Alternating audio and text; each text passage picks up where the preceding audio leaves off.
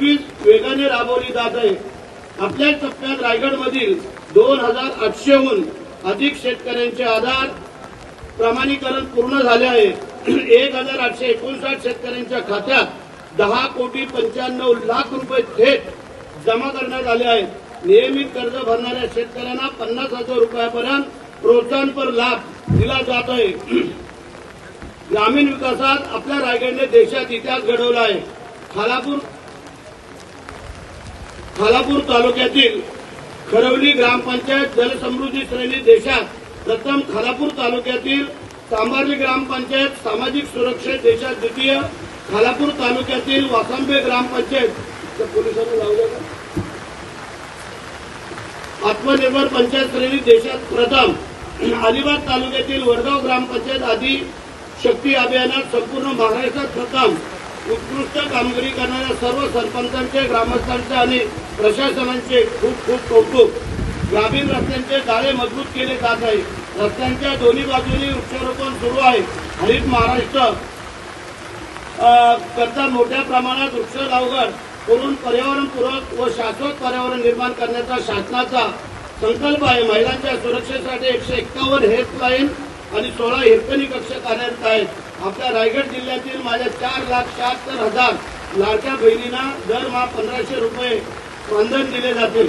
बालकांच्या सुरक्षेसाठी 1,098 हेल्पलाईन आणि 24 तास सुरू आहे। तरुणांसाठी मुख्यमंत्री युवा कार्य प्रशिक्षण योजना राबवली आणि विविध रोजगार मेळावे राबवले जात आहेत।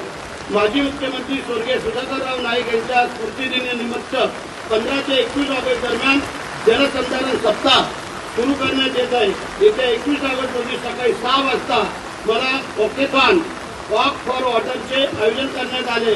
माझ्या सर्व नागरिकांना, तरुणांना आणि विद्यार्थ्यांना विनंती आहे की पाणी अडवा, पाणी जिरवा, जलयुक्त महाराष्ट्र घडवा या मोहिमेत सर्वांनी मोठ्या संख्येने सहभागी व्हावे। पंतप्रधान आदरणीय नरेंद्र मोदी साहेब यांनी पाहिलेले विकसित भारत 2047चे स्वप्न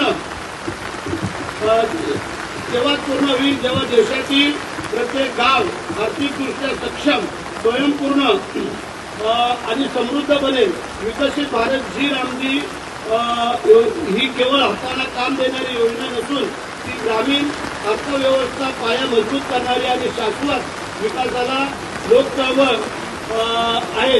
याद्वारे उभारल्या जाणाऱ्या जलसंधारण, वैयक्तिक विहीर, वृक्ष लागवड, पाणंद रस्ते, फळबाग लागवडीसारख्या मूलभूत पायाभूत सुविधांमुळे ग्रामीण भागातील उत्पादकता आणि वाढण्यास मोठी मदत होईल। त्याचप्रमाणे आज हा 15 ऑगस्टचा कार्यक्रम संपन्न होत असताना पुन्हा एकदा मी माझ्या सर्व अधिकारी वर्ग, माझा सर्व स्टाफ वर्ग आणि आपल्या सगळ्या उपस्थितांना आणि माझ्या महाराष्ट्रातील तमाम लाडक्या जनतेला पुन्हा एकदा विनम्र अभिवादन करतो की आजच्या दिवसाचं पावित्र्य सरकारचं काम सकाळपासून आपल्या शाळेतल्या मुलांपासून ते मोठ्यांपर्यंत, अधिकारी वर्गांपासून आपल्या सगळ्या राजकीय क्षेत्राचे मान्यवरांपासून आपल्या सगळ्यांना मी पुन्हा एकदा मनापासून खूप खूप शुभेच्छा व्यक्त करतो।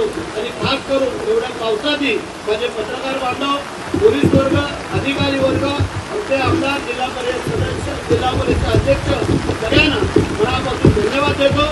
जय हिंद, जय महाराष्ट्र, वंदे मातरम।